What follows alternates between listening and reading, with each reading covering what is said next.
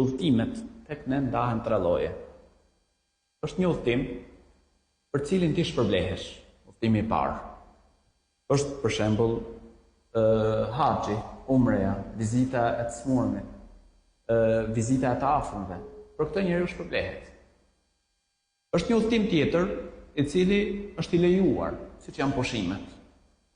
Ne dalim, pra ka të nevojshme njeriu, pushimet, por nëse në këto pushime, pra ti del udhëtimet që bën për pushime, ti mediton madhështinë e krijuesit gjithësisë.